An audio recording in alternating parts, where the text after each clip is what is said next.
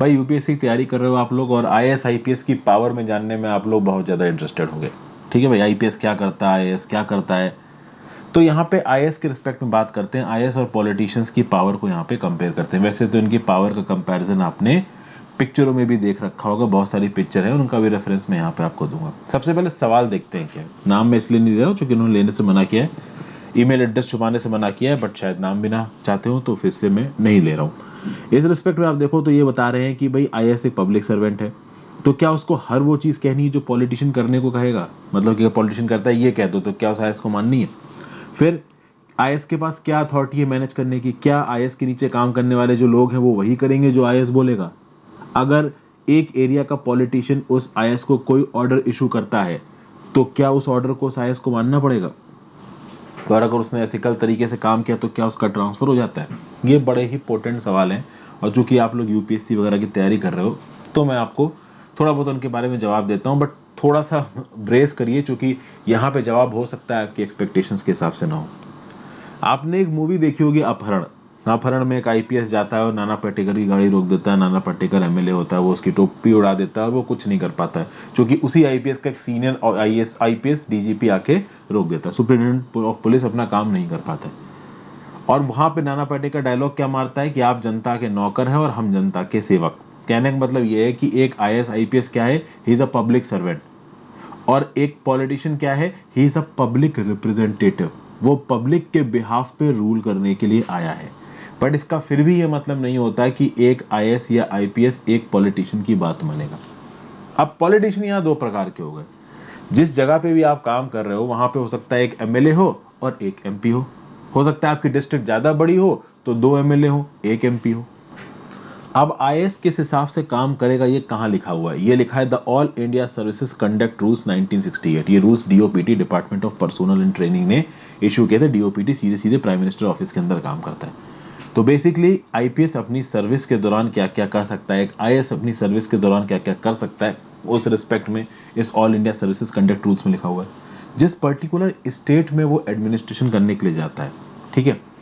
मान लो आप कलेक्टर बन गए और मैं चाहता हूँ कि आप सब लोग एग्जाम क्वालिफाई करो और कलेक्टर बनो। जब कलेक्टर बनोगे तो आपकी डिस्ट्रिक्ट के नीचे बहुत सारी सब डिविजन्स होंगे और उन सब डिविजन्स में एसडीएम होंगे। जब आप शुरुआती फेजेस में होंगे सिलेक्शन होने के बाद, तो हो सकता है कि आप सीधे कलेक्टर, देखिए सीधे कलेक्टर तो आप नहीं अपॉइंट होगे। कलेक्टर की पोस्टिंग एक आईएएस को अपने पूरे कह सकते हैं कैरियर पीरियड में एक या दो या मैक्सिमम तीन बार मिलती है। अगर आपकी किसी पॉलिटिशियन से अच्छी बन गई तो उस केस में आपको ज्यादा कलेक्टर की पोस्टिंगें मिल जाएंगी। इसीलिए पॉलिटिशियंस की बात मानते हैं आईएएस। दो चीजें होती हैं, अगर आप खेमका हो तो आप किसी से नहीं डरोगे, जब आप किसी से नहीं डरोगे तो आपको अच्छी पोस्टिंग नहीं मिलेगी। लेकिन अगर आप बेनिफिट्स ढूंढ रहे हो, अगर आप पैसा ढूंढ रहे हो, अगर आप पोजीशन ढूंढ रहे हो, अगर आप पावर ढूंढ रहे हो, अगर आप बहुत अच्छी अच्छी पोस्टिंगें, ल्यूक्रेटिव पोस्टिंग्स ढूंढ रहे हो, तो एक डिस्ट्रिक्ट कलेक्टर के बाद दूसरे डिस्ट्रिक्ट कलेक्टर बनना चाहते हो, तो उस केसेस में कहीं ना कहीं आपको पॉलिटिशियंस की बात माननी पड़ेगी। अब किसी भी स्टेट में एडमिनिस्ट्रेशन करने के लिए बहुत अलग अलग प्रकार के एक्ट बने हुए हैं। एक कलेक्टर के, आप कह सकते हो, सर्विस जोन में बहुत से इलाके आते हैं। तो एसडीएम रिपोर्टिंग करता है कलेक्टर को, एसडीएम के नीचे बीडीओ होते हैं, बीडीओ के नीचे गांव में पंचायत सेक्रेटरी होते हैं। आपने ये पंचायत नाम की सीरीज देखी होगी, उसमें आपने देखा ही होगा वो पंचायत सेक्रेटरी बीडीओ के पास जाता है, बीडीओ एसडीएम को रिपोर्टिंग करता होगा, एसडीएम आपका कलेक्टर को रिपोर्टिंग करता होगा, बीच में नायब तहसीलदार, तहसीलदार, रेवेन्यू कलेक्टर, बहुत अलग अलग प्रकार की पोस्ट होती है, लेकिन इन सबका हेड होता है कलेक्टर। लेकिन कलेक्टर यहाँ पे अपनी मर्जी के हिसाब से कुछ नहीं करता है। राज्य की सरकार ने नियम कानून बना रखे हैं कि भाई इस पर्टिकुलर फील्ड में एडमिनिस्ट्रेशन में किस हिसाब से काम होगा। तो एग्रीकल्चर का एक अलग एक्ट होगा, रेवेन्यू कलेक्शन के एक्ट है भाई केंद्र सरकार के, हाउसिंग जो अर्बन हाउसिंग डिपार्टमेंट होगा उस राज्य की का, उसके अंदर कुछ चीजें लिखी होंगी। तो ये नियम कानूनों के हिसाब से चलना है एक आईएएस को। अभी मैं आईपीएस की बात नहीं कर रहा हूँ, क्योंकि आईपीएस का काम बिल्कुल अलग है। उसका क्राइम लॉ एंड ऑर्डर से रिलेटेड काम है। डिस्ट्रिक्ट मजिस्ट्रेट का भी लॉ एंड ऑर्डर से रिलेटेड काम है, बट डिस्ट्रिक्ट मजिस्ट्रेट के पास आईपीएस आता है बात करने, वो आईपीएस को इंस्ट्रक्शन देता चला जाता है। मेन जो आईएएस का काम है वो सिविल काम है। तो भाई रेवेन्यू के कलेक्शन को देखना, ठीक है। हालांकि रेवेन्यू के कलेक्शन के लिए कॉमर्शियल टैक्स बाकी डिपार्टमेंट बने हुए हैं, बट फिर भी लैंड असेसमेंट करवाना, बहुत सी चीजें आईएएस, मतलब ऑलमोस्ट एडमिनिस्ट्रेशन के सारे फाइनल एस्पेक्ट्स कलेक्टर के अंदर आ जाते हैं। और उन सारे फाइनल एस्पेक्ट्स के लिए अलग अलग नियम कानून बने हुए हैं, और उन नियम कानूनों के हिसाब से आपको चलना है अगर आप एक आईएएस बनते हो तो। और उन नियम कानूनों में एक आईएएस को बहुत सी ताकतें दी गई हैं, नो डाउट। इसलिए डेफिनेटली एक आईएएस के पास जब वो कलेक्टर की ड्यूटी पे होता है बहुत ताकतें होती हैं, लेकिन कहीं ना कहीं इन ताकतों में रिस्ट्रिक्शंस भी आएंगी। किसी एक पर्टिकुलर डोमेन में एक मेंबर और लेजिस्लेटिव असेंबली या एक एमपी के साथ आपकी झड़प हो सकती है। अक्सर कर आपने सुना होगा कि मेंबर ऑफ लेजिस्लेटिव असेंबली के साथ एक आईपीएस की या आईएएस की झड़प हो गई। आपने ये अपहरण मूवी में भी देखा, बहुत सारी मूवीज में इस प्रकार की चीजें देखने को मिलती हैं। अक्सर कर न्यूज में भी आता रहता है कि उस आईएएस ने इस एमएलए को डांट दिया, उस एमएलए ने इस आईएएस को थप्पड़ मार दिया। इस प्रकार की बहुत सी चीजें आपके सामने न्यूज में आती रहती हैं। प्रॉब्लम ये है कि हमारे पॉलिटिशियंस है ना, वो बहुत रोग हैं। आप कह सकते हो कि बहुत सारे पॉलिटिशियंस के क्रिमिनल बैकग्राउंड्स हैं, वो दबंग होते हैं अपने इलाके में। और एक जो आईएएस होता है ना, वो कुछ समय की पोस्टिंग पे आता है। पता है आईएएस की ताकत लिमिटेड क्यों है? क्योंकि उनको उनकी कुर्सी से हटाया जा सकता है। और एक पॉलिटिशियन की ताकत अनलिमिटेड क्यों होती है? क्योंकि उसकी कुर्सी से नहीं हटाया जा सकता। तो एक एमएलए अगर किसी कॉन्स्टिट्यूएंसी से जीत के आया है तो वो 5 साल तक वहीं बैठा रहेगा, लेकिन एक आईएएस ऑफिसर इस 5 साल में 10 बार उसकी पोस्टिंग बदल दी जाए तो भी कुछ नहीं किया जा सकता। बस यही फर्क कर देता है एक आईएएस की ताकत में और एक पॉलिटिशियन की ताकत में, एक एमएलए की ताकत में। तो इस रिस्पेक्ट में डेफिनेटली आईएएस एक एमएलए के सामने कमजोर पड़ जाता है। और इसमें डरने की कोई बात नहीं है। अगर आप एथिकली नियम कानून के हिसाब से सब कुछ कह रहे हैं और इस रिस्पेक्ट में सामने वाला एमएलए आपसे नाराज हो रहा है, आप पे गुस्सा कर रहा है, तो भाई आप अपने नियम कानून के हिसाब से काम करिए। ज्यादा से ज्यादा क्या होगा, आपका ट्रांसफर हो जाएगा।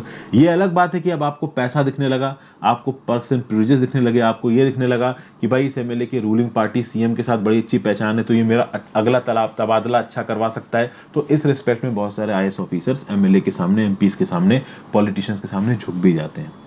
और ये पॉलिटिशियन सिर्फ एमएलए के फॉर्म में नहीं आते हैं। स्टेट गवर्नमेंट, मान लीजिए किसी राज्य की सरकार में जो टीएमसी है, जैसे मान लीजिए बंगाल में टीएमसी, अभी तृणमूल कांग्रेस का जो प्रेसिडेंट होगा स्टेट का, वो प्रेसिडेंट अगर किसी आईएएस से कुछ करने को बोलेगा तो उसको करना पड़ेगा, क्योंकि सरकार तृणमूल कांग्रेस की है। ठीक है, बट टेक्निकली ऑन पेपर आपको नियम कानून के हिसाब से चलना है। बट कई बार ऐसा होता है कि जो रूलिंग सरकार है वो आपसे कुछ गलत करने को बोलती है। अगर आप गलत नहीं करोगे तो कहीं ना कहीं इसकी सजा आपको मिलेगी, और अगर आप गलत कर दोगे तो भाई आप नियम कानून के अगेंस्ट जा रहे हो। यहाँ पे आपको एक फाइनल बैलेंस बनाने की जरूरत है। आप हर जगह जाके लड़ जाओ, हीरोगिरी करने लगो, that is not the solution. हीरोगिरी करके कुछ नहीं कर पाओगे। माना कि खीमका जैसे लोग फेमस है, डेफिनेटली फेमस है, उन्होंने अपने लिए नाम कमाया है, लेकिन क्या आपको नहीं लगता कि आप एक बैलेंस्ड अप्रोच लेके चलो तो आप लोगों के लिए ज्यादा काम कर पाओगे? किसी एक जिले में आप कलेक्टर बन के गए और एमएलए आपको पानी के एलोकेशन को लेके कुछ गलत करने को कह रहा है। ठीक है, अगर आपने उसकी बात नहीं मानी तो हो सकता है वो आपका तबादला करा दे। तो तबादला करवाने से अच्छा है कि एक बैलेंस्ड रिस्पॉन्स लो, क्योंकि हो सकता है कि जिस गहराई से आप लोगों के लिए सोच रहे हो जिले के, हो सकता है अगला कलेक्टर ना सोचे। तो आपको अपनी ईगो को संभाल कर रखना होगा। आप जिन लोगों के लिए काम करने आए हैं उनके लिए सोचना होगा, और कहीं ना कहीं इन पॉलिटिशियंस को भी आपको हैंडल करना पड़ेगा। अरे कुछ तो ऐसे ऐसे दिग्गज नौकरशाह भी आए हैं, ब्यूरोक्रेट्स भी आए हैं, आईएएस भी आए हैं, जिन्होंने अपनी जेब में एमएलए को रखा है, बट वो आपकी पर्सनल कैपेबिलिटी पे डिपेंड करता है। और आज की डेट में कहीं ना कहीं पॉलिटिशियंस बहुत ज़्यादा ताकतवर हो गए हैं। और देखिए जो सेंटर में सरकार है ना, वो भी कहीं ना कहीं प्रो ब्यूरोक्रेट नहीं है। अक्सर कर हमने देखा है कि मोदी जी ने आईएएस के अगेंस्ट स्टेटमेंट दिए हैं। तो आईएएस के रिस्पेक्ट में, अच्छा राज्य की सरकारें भी आईएएस को पसंद नहीं करती कभी कभी, क्योंकि अगर राज्य की सरकार किसी और पॉलिटिकल पार्टी की है और केंद्र की सरकार किसी और पॉलिटिकल पार्टी की है, तो ये आईएएस आईपीएस राज्य की सरकार वाले पसंद नहीं करते हैं। राज्य की सरकार वाले सोचते हैं कि हम अपने एसडीएम डीएसपी से काम चला लेंगे, तुम्हारे आईएएस आईपीएस की जरूरत नहीं है। तो एक बैलेंस बना के चलिए। और एक बार जब आप उस कुर्सी पे बैठोगे तो आपको उस कुर्सी की ग्रेविटी के बारे में पता चल जाएगा, क्योंकि सिर्फ पॉलिटिशियंस ही नहीं, एक बहुत बड़ा तबका है लोगों का जिसके लिए आपको काम करना है। उसमें से कुछ पढ़े हुए लोग होंगे जो हो सकता है आपके मुंह पे आके चिल्लाने लगे कि मेरा काम नहीं हो रहा। देखिए लोग भी आज बहुत प्रकार के हैं। किसी रूरल डिस्ट्रिक्ट में पोस्ट हो गए तो गरीब लोग आएंगे, हाथ जोड़े होगे, साहब मेरा काम करवा दो। किसी सबर्बन डिस्ट्रिक्ट में पोस्टेड हो गए तो लोग आके भाई आपसे रिस्पेक्ट से बात करेंगे। किसी बिल्कुल ही अर्बन इलाके में पोस्टेड हो गए, वहां पे कोई बहुत बिगड़ा हुआ, कह सकते हैं अमीर बाप का बेटा आ गया तो वो आपके मुंह पे चिल्लाने लगे कि अपनी औकात में रहो। तो ये डिपेंड करता है कि आपकी पोस्टिंग कहाँ पे है, और अगर आप जहाँ पे भी पोस्टेड हो आप सोसाइटी के लिए बहुत कुछ कर सकते हो, लेकिन you have to do things in a balance.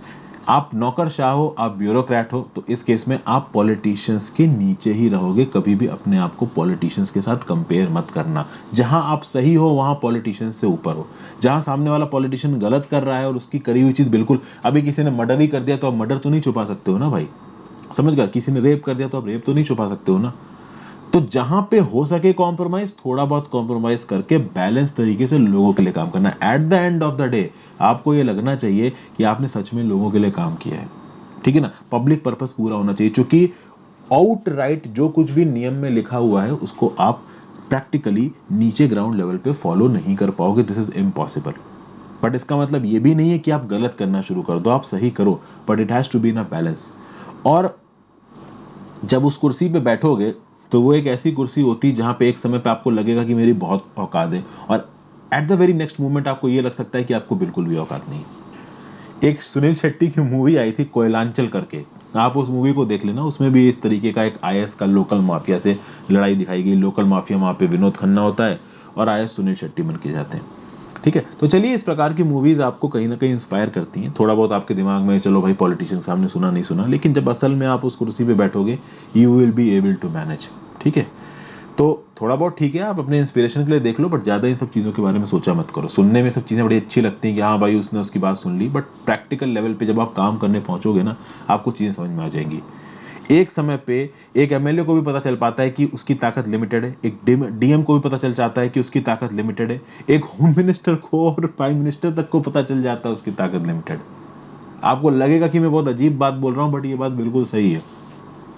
क्या आपको लगता है कि मोदी जी आज जो चाहें वो कर सकते हैं? नहीं कर सकते हैं भाई, उनके ऊपर बहुत अलग अलग क्वार्टर से प्रेशर है, इंटरनेशनल प्रेशर है, देश के लोगों की तरफ से प्रेशर है। अभी मोदी जी चाहते थे फार्म बिल को इंप्लीमेंट कराना, क्या करवा पाए? कहीं नहीं, नहीं करवा पाए, क्योंकि भाई इतना ज़्यादा अपोजिशन आ गया।